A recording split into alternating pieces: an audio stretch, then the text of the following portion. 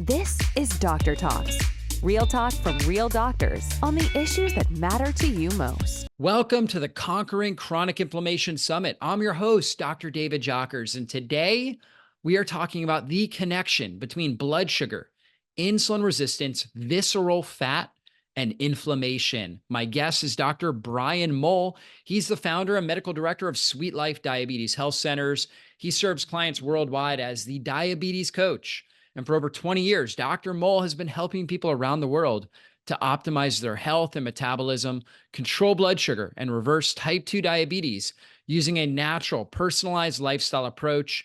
In addition, he's the host of the number one rated Mastering Blood Sugar podcast, and he's the author of the number one international best-selling book, The ProFast Diet, Burn Fat and Reverse Type 2 Diabetes in just 6 weeks. You can find his website at Dr. Mowll. That's DrMowll.com. And we're going to go through some great information on insulin resistance, diabetes, blood sugar balance, everything you need to know. So without further ado, let's go into the interview. Well, Dr. Brian Mowll, always great to connect with you. And I know we're talking about blood sugar, diabetes, insulin resistance, right up your wheelhouse. Let's start by talking about the importance of having stable blood sugar. Yeah, that's a really good point and a good question. I think it's something that people don't think enough about. We think about high blood sugar and low blood sugar, but stable blood sugar is the natural state. And I think it's really important to try to achieve that. I think one of the challenges is most people don't have a good way to measure that. And you can't really depend on how you feel to tell whether your blood sugar is stable or not. If you're feeling like your blood sugar is low, it's probably pretty darn low at that point.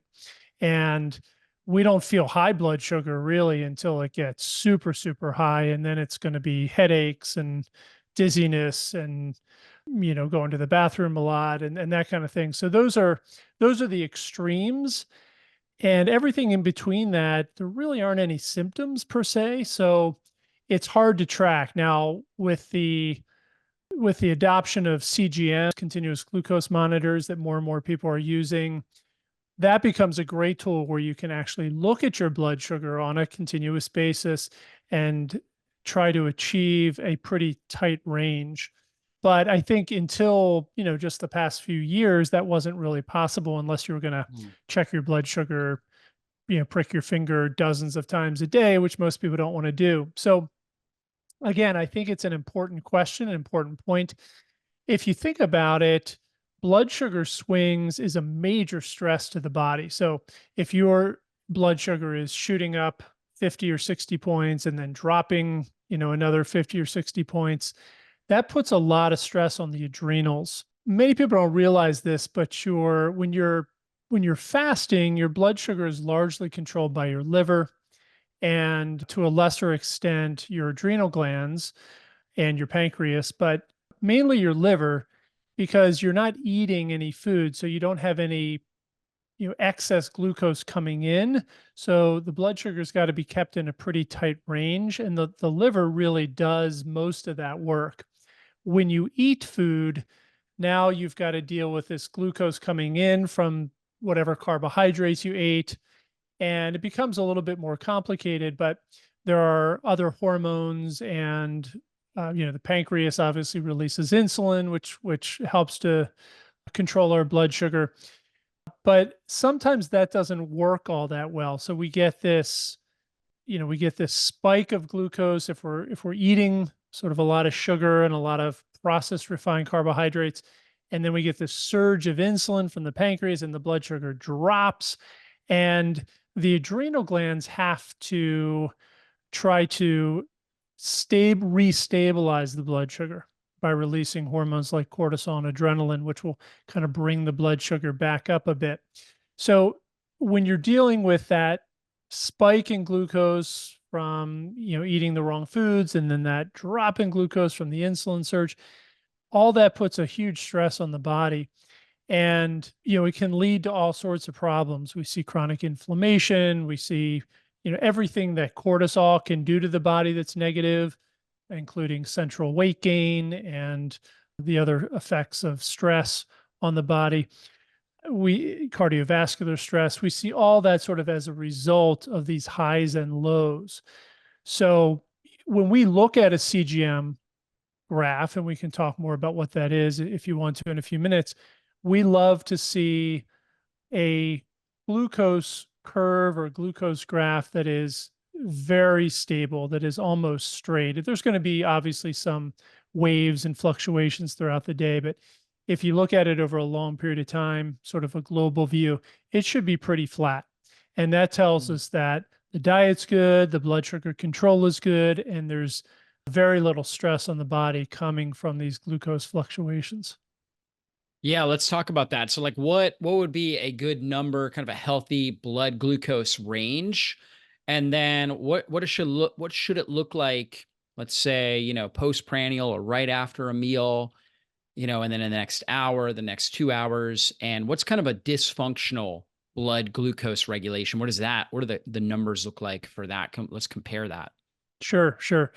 Yeah, so a good range is 80 to 120 milligrams per deciliter. So, if I was going to set my CGM, which you can do this if you have one in your app, but I would set it between 80 and 120. That's now it may go a little bit above that sometimes. That's okay. You want to be in that range about 90% of the time. So if you set it, most of those are set too high. Like you'll see them set to 140 or even 180 oftentimes.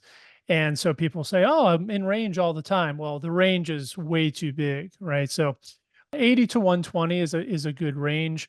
Some people do tend to have a little bit lower blood sugar, and that can be okay. It's mostly people who are doing like plant-based diets or eating a lot of carbohydrates, but are still very insulin sensitive and healthy and lean and fit.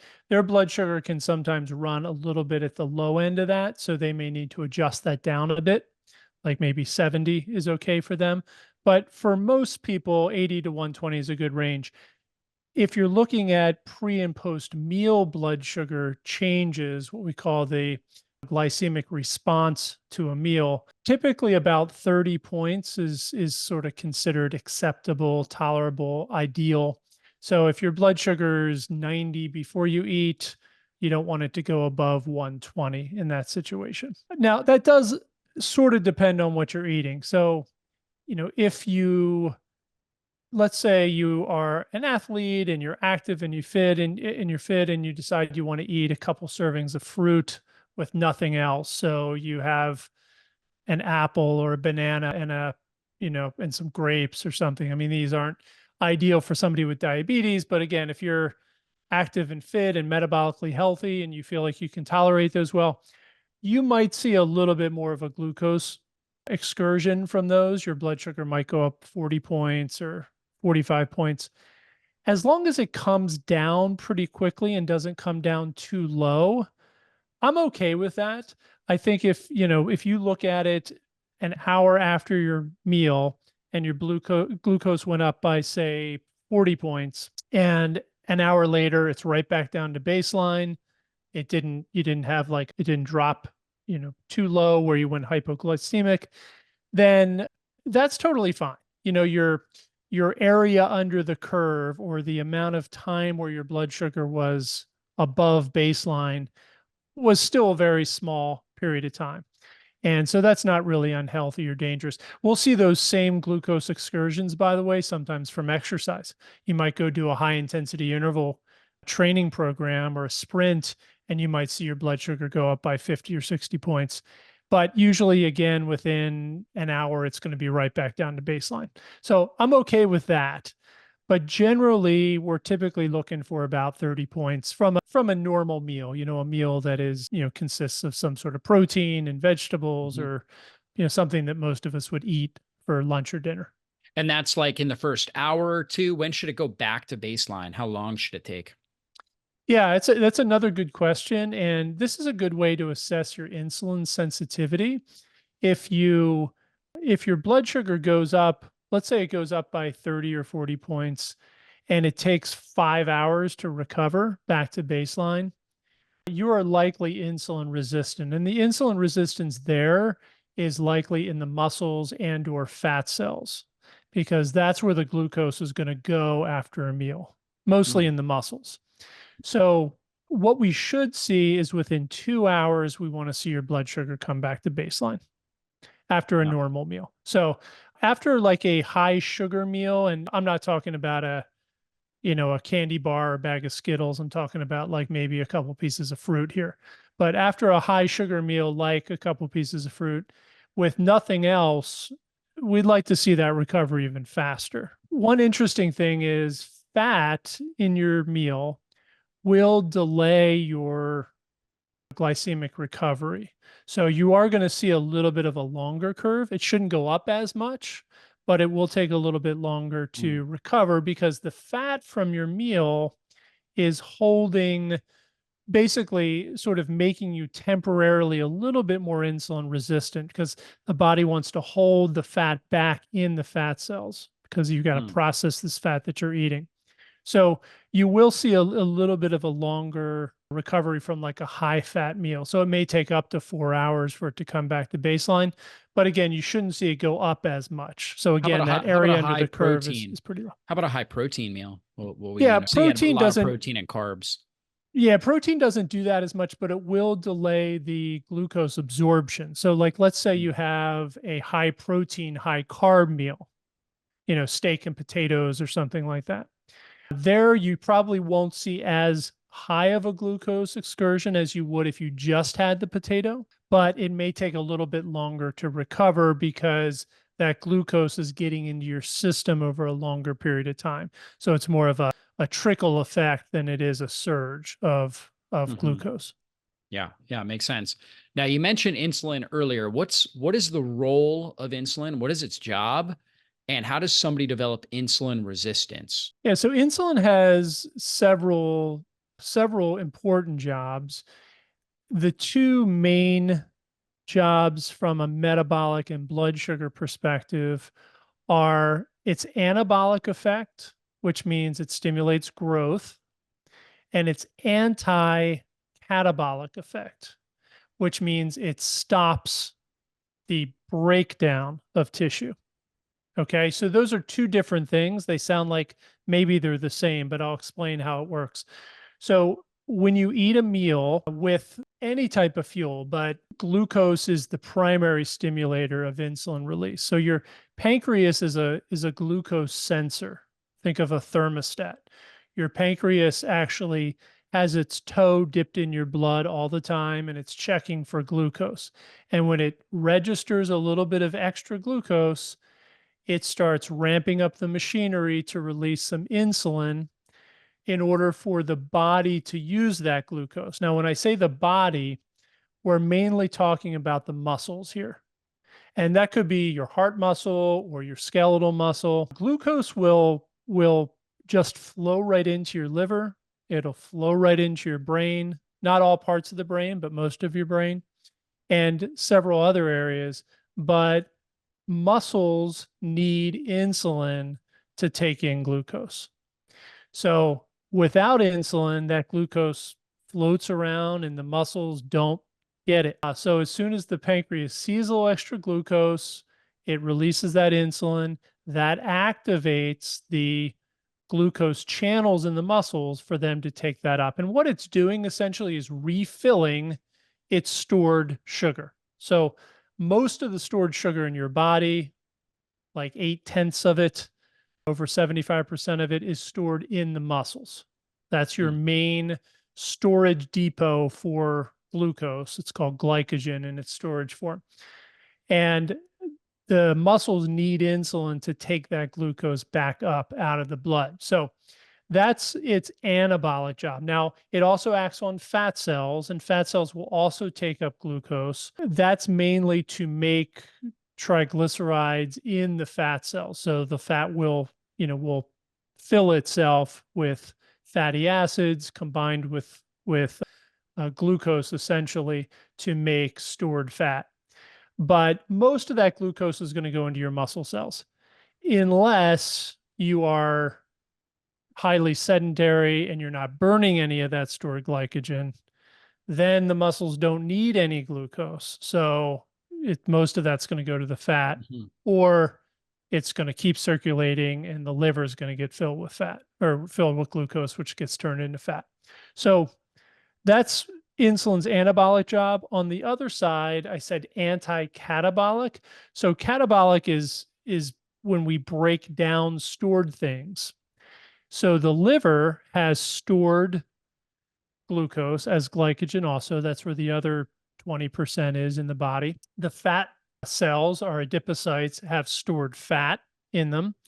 And when you're not eating, the liver releases glucose into your bloodstream and the fat cells release fat into your bloodstream. And that's the fuel for our body to work. Insulin stops those two from happening. So when your pancreas releases that surge of insulin, it tells your liver, nope, stop that. We got plenty coming in. We don't need any stored glucose released in the bloodstream. And it tells your fat cells, hold back that fat. We got plenty of energy coming in. And so that's an important function because if you have high blood sugar or high triglycerides or high LDL particle number, when you are fasting, that's when most of us go get blood work and we say, oh, our blood sugar is high or our triglycerides are high. That's because this anti-catabolic effect of insulin is not working properly,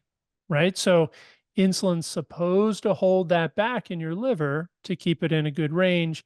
It's not doing that. And we call that insulin resistance.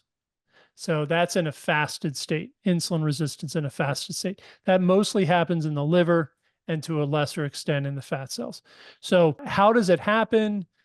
We can talk about that in a few minutes. There's 4 main drivers for insulin resistance, but any follow-up on what I just talked about there? Yeah, and also does insulin have an effect on cell division, cell reproduction? Does it speed up cell division? I was wondering about that as well. Yeah, well, insulin will stimulate muscle protein synthesis. It has a less of an effect, but it can have an effect on adipocyte cell differentiation. So it can stimulate the production of new fat cells in the subcutaneous tissue mostly, but that's a little bit more complicated. Yeah. Insulin has an effect on the brain and not only a glucose. So insulin acts on certain brain cells, particularly the brain cells in the area that's associated with Alzheimer's disease or dementia.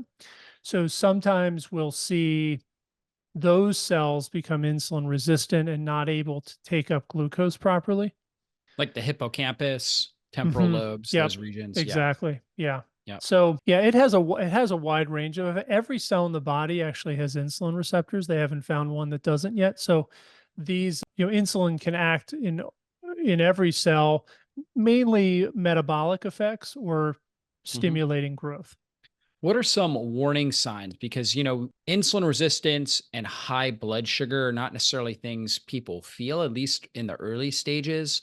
But what are some signs and symptoms that somebody may have that, perhaps they have insulin resistance? Yeah, so I mentioned earlier that there really aren't a lot of clear signs of that blood sugar that's fluctuating too much, or if it's a little low or a little high.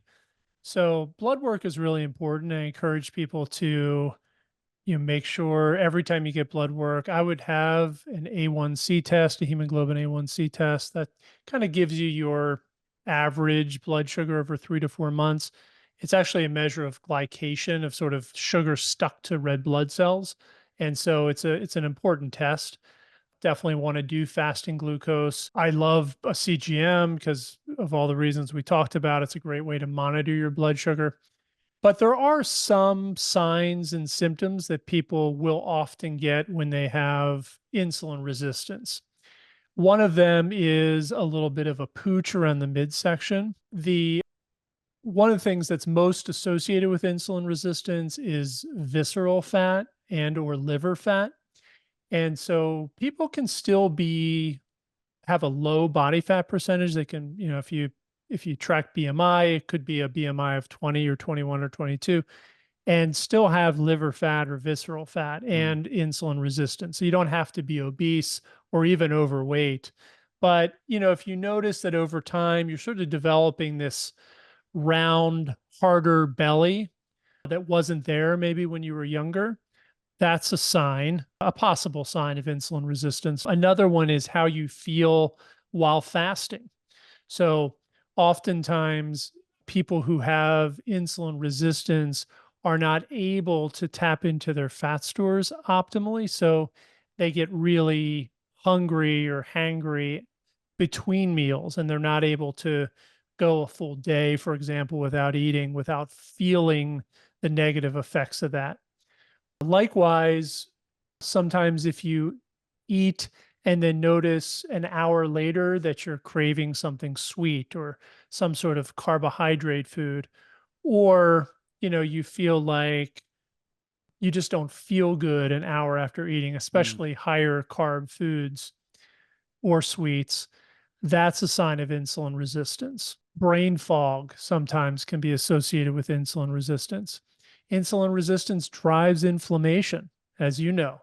So, oftentimes you'll see signs of inflammation, and that can be something like brain fog, stiff, achy joints in the morning, puffiness. Sometimes your face just looks a little swollen, or you've got the dark circles under the eyes. So, these are all possibilities. Not any of them is sort of a clear, yes, you definitely have insulin resistance, but those are all the things that are most associated with it. Yeah, that's good. And you mentioned several different labs, hemoglobin A1C. You mentioned obviously blood glucose, fasting glucose, fasting insulin. What are the ranges that you want to see on some of these labs? Yeah, fasting insulin is an important one to measure, but you've got to be careful analyzing it as well. And most doctors are totally unfamiliar with how to kind of read a fasting insulin. It's mainly done, if you kind of read the lab literature, it's mainly done to screen for insulinoma, which is like a cancer or a tumor Hmm. on the pancreas, which causes a really high amount of insulin to be released. So, like, the ranges for insulin are really broad for a fasting insulin test. And so, what you're looking for on fasting insulin, ideal is around 5. And there's a calculation you could do called HOMA-IR to Hmm. assess your insulin sensitivity. It works for most people. The only time it sort of breaks down is if your insulin is low, like if you're kind of late stage type 2 diabetes Mm. or type 1 diabetic, that doesn't really work. But as long as your insulin is at least, say, 4, 3.5 or 4, it works pretty well, the HOMA IR score. And it's sort of standardized to a blood sugar of 80 and an insulin of 5. So that would give you a HOMA IR score of right around 1, which is considered ideal. So as your insulin starts to go up from 5, you're becoming more and more hyperinsulinemic. So your pancreas is releasing more insulin than it should need to release to keep your blood sugar down. And as that increases, like twofold, threefold, fourfold, you're becoming more and more and more insulin resistant. And that's going to drive that HOMA IR score up quite a bit. So there's several phases in the development of type 2 diabetes. The first phase will typically see the insulin start to rise and the blood sugar stays normal. And that's a sign of insulin resistance. So you're having to make more insulin to have the same blood sugar lowering effect.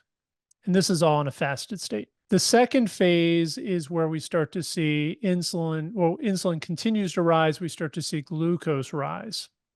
And this is what's termed prediabetes. So typically in prediabetes, we have a pretty high insulin. It's going to be usually 10 or above.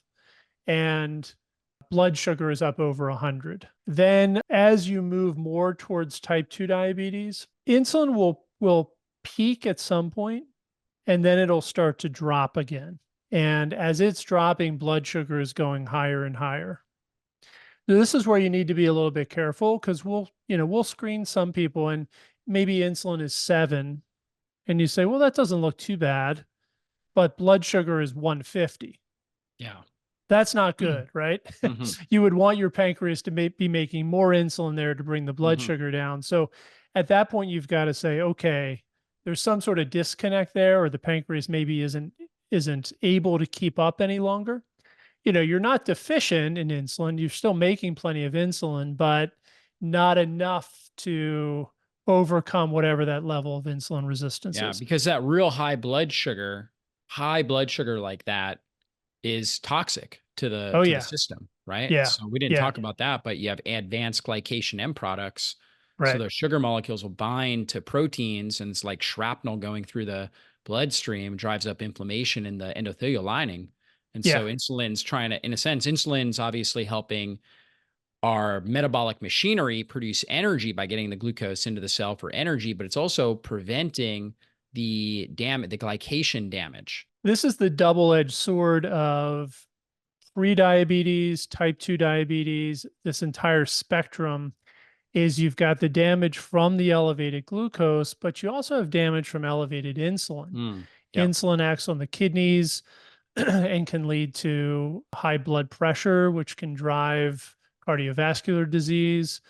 It takes a toll on the kidneys over Because time. it tells the system to retain sodium, right? Exactly. Yeah, Yeah. which increases blood volume because water goes with the sodium, which increases overall pressure.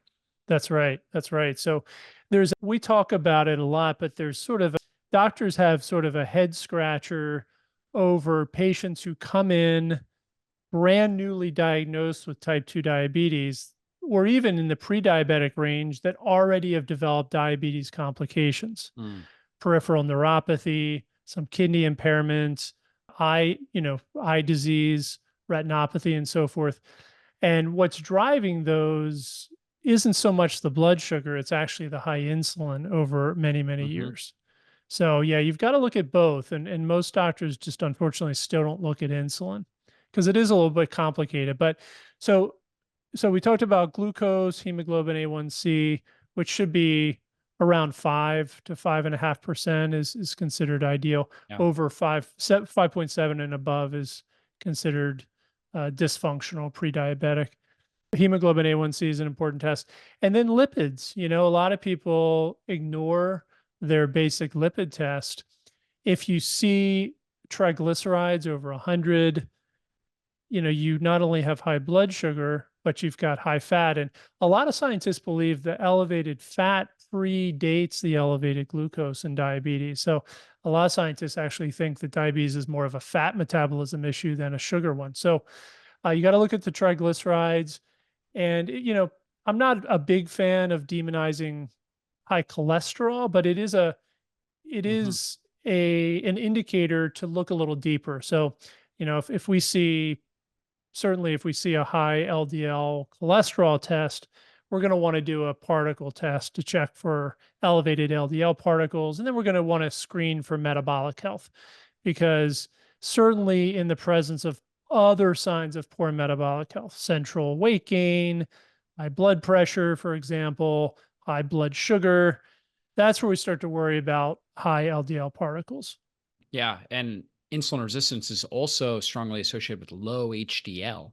and You low HDL. Absolutely. Yeah. Yeah. Yeah. Yeah, it's a big one, and that high triglyceride to HDL ratio, it's always a big one that I look It's a at. good one to look at too. Yeah, it's a good surrogate for metabolic health. Yeah. One other one that you can look up if you're listening is, and all you need is a triglyceride and a glucose, is it's called the triglyceride glucose index. It's a logarithmic calculation. You can do it on your phone, but it's easier just to type it into an online calculator. So just if you just Mhm. punch that in, triglyceride glucose index, put those two numbers in, it should be under 4.5. If it's over 4.5, that's a sign of insulin resistance also. That's interesting. I haven't heard of that one before. Hmm. That's good. Good information. And let's talk about like the correlation between insulin resistance and this dangerous visceral fat, this kind of fat that goes around our organs and how that impacts us. Yeah, so visceral fat is particularly dangerous. It's something that we encourage most of our clients to measure unless it's obvious that they have it, which would be sort of that big round belly that I talked about. Best way to measure it is with a DEXA. minimal radiation. There is some, and it really gives you a great quantification of your body composition. So it'll tell you how much lean mass you have, how much fat mass, how much visceral fat. It doesn't give you liver fat, unfortunately, but it will give you visceral fat. And most people who have elevated visceral fat will have fat in their liver Mm. also. So it's a good surrogate. Visceral fat is particularly dangerous. This is the fat that is packed in around the organs. So these are fat cells. They are adipocytes. They're typically white adipose tissue, as opposed to liver fat, which is actually fat droplets inside liver cells. So Mhm. these are fat droplets inside fat cells, but they're the fat cells that are right around your organs, and they drain right into the portal vein, which goes right to the liver. And that's the problem. So if these fat cells become overfilled, which is easy for them to do because they don't replicate easily. So our subcutaneous fat cells have a lot of what are called pre-adipocytes. They're sort of stem cells for adipocytes. You can think about it that way. And if we gain weight, oftentimes we're going to sprout new fat cells in our subcutaneous tissue. Not always, and this is different, vary from person to person based on genetics, but most people will. The visceral fat cells don't tend to do that. They tend to just get bigger and bigger and bigger, and what's called hypertrophy, and they get swollen, and then they start releasing inflammatory cytokines, which drive inflammation, and they become leaky. So when Mm. these fat cells become leaky, you've got fatty acids just oozing out of them, and they become insulin resistant. So when the fat cells ooze out of them, that fat goes right to your liver and starts building up in the liver cells, because these are non-esterified fatty acids, and those can get right into your liver cells, and they start to saturate the liver cells. And when those liver cells get filled with fat, they become insulin resistant very quickly. And that's when we start to see that fasting blood sugar go up. So the visceral fat is the most dangerous. That is usually will gain visceral fat. Sometimes, again, it can happen genetically, like some people tend to have more visceral fat than others, but typically it's from high cortisol and stress, periods of overconsumption. So, oftentimes people will go through periods of their life where they didn't eat all that well or stopped exercising and they gained 20 pounds. Yeah. Oftentimes that's when the visceral fat comes on, Mm. because you've got this huge energy load and the body doesn't have anywhere to put all this excess energy. And so it starts packing it wherever it can. And oftentimes that's in the viscera, around the viscera. And then post menopause for women, estrogen directs fat to the buttocks and the legs and the breast tissue. As estrogen drops, women tend to store more of that fat around the midsection. A lot of that becomes visceral fat. And same with men, when they have a testosterone drop, same thing. They'll start to store more Mm. belly fat. So those are the three main drivers for visceral fat we've got to watch. And then insulin resistance also, it will, when our fat cells and our muscle cells become Yeah. insulin resistant, as I said, that glucose just keeps circulating and it's got to go somewhere. So oftentimes it gets put into the visceral fat. Yeah, and that's kind of associated with that period of overconsumption, right? It's going to Right. lead to insulin resistance.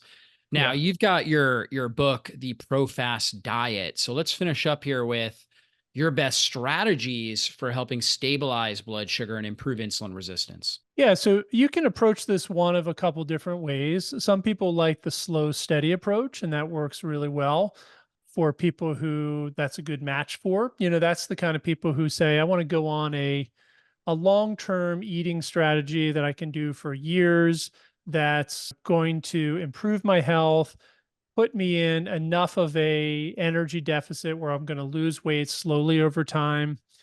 That could be a ketogenic diet or a low carb diet or just a healthy Mediterranean style diet, whatever works for you. It's got to be high satiety, and it should be very low in processed refined foods, because those foods are very hedonic.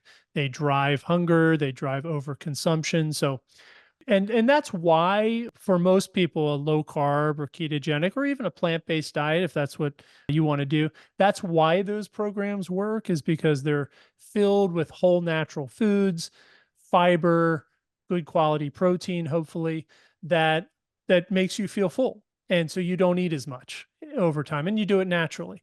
And that works really well for a lot of people. Some people just have a hard time with that. They'll do it for a couple of days and then they, go binge for a day, or they'll be good for a month and then they have a month where they're not so good.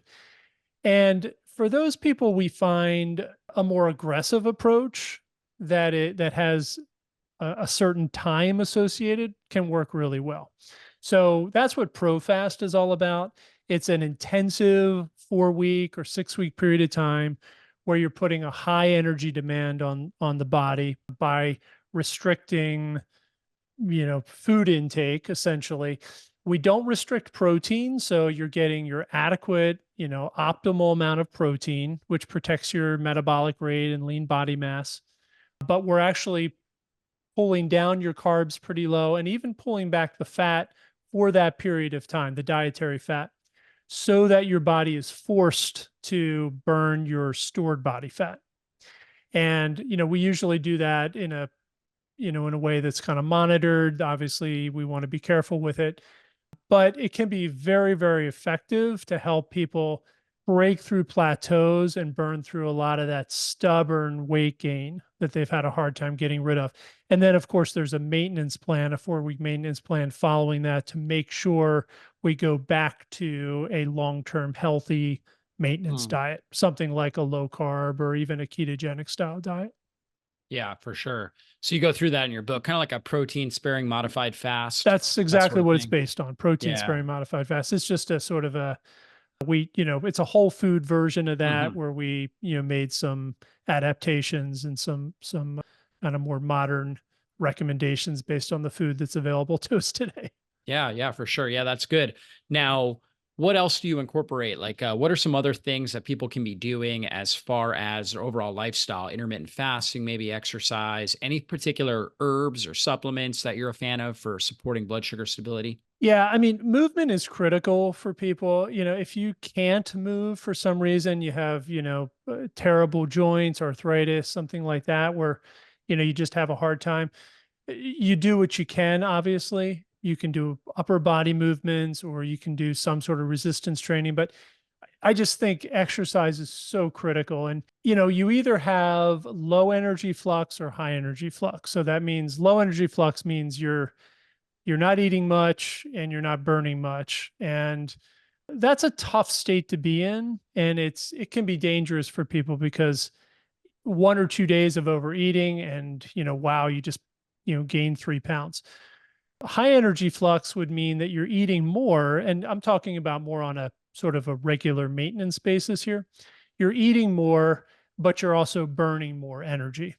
And that tends to work better, I think, for humans. I think we're more designed for that type of situation. And so to get to that point, to be able to eat more and burn more energy, you've got to be more active. So I'm a big believer in daily exercise, walk as much as you can. I love to walk after every meal or, almost every meal. Resistance training 2 to 4 times a week, some high intensity interval training. Get in the sauna or ice bath or whatever type of, hormetic stimulation you like that. Red light therapy. There's all sorts of things you can do like that to work on supporting the healing process of the body. And supplements can be really helpful too. Berberene's got a lot of attention recently. It's a great supplement, seems to have positive effects on the gut and on our hunger hormones, like, everybody's heard about GLP-1 now. There's lots of other hunger hormones. There's amylin, there's CCK, neuropeptide Y, all these hunger hormones. And berberine seems to have an effect on almost all of them. It also can help blood sugar and lipids. So that's a great supplement. 500 to maybe 1,000 milligrams a day of berberine with meals. I love curcumin for its anti-inflammatory benefits. Some people rail against polyphenols and call them toxins and poisons. They are in a way stimulating the antioxidant defense system like a toxin would, but you think of it like a really, really minor toxin. So they It's raise like a hormetic glutathione stressor. hormetic stress. Yeah. Yeah, Similar to positive exercise stressor. Yeah. and fasting, right? Hmm. So yeah, so I think they're beneficial. So, I like, broccoli extract is good, sulforaphanes. You can do a black seed oil is another one that we've had good success with, improving insulin sensitivity, pancreatic function. So I don't know, I'll leave it there. We could probably go on Yeah. and on about supplements, but those are some really good ones. Yeah, for sure. Well, great information, Dr. Brian. I really appreciate that. Guys, you could check out his book. Again, it's the ProFast Diet, Burn Fat and Reverse Type 2 Diabetes in Just 6 Weeks. And his website's Dr. Mowll. That's DrMowll.com. So check him out there. And Dr. Mowll, any last words of inspiration here for our audience? Yeah, I would just say that, blood sugar, I think, is a great surrogate for overall health. Metabolic health is the issue of our time, I think. And it's associated with almost all the major killers in our country right now, poor metabolic health. Mhm. Research shows 9 out of 10 of us are not metabolically optimally healthy. So blood sugar is a great way to sort of check, your metabolic health. And so check your blood sugar, grab a CGM for a couple weeks or a month just to see what your glucose curve looks like and work on it. As we improve our metabolic health, we reduce our risk for heart disease, Alzheimer's disease, kidney failure. We improve our sexual function, our longevity, and everything else. So take it seriously. Great. Thanks so much, Dr. Mowll. Thank you for tuning in to Doctor Talks. We hope today's episode has enlightened and inspired you on your path to optimal health. Each day is a new opportunity to make choices that empower your well-being. For more insights and strategies, subscribe to our podcast and visit our website, www.drtalks.com. Stay connected, stay healthy, and join us next time on Doctor Talks. Real talks from real doctors on the issues that matter to you most.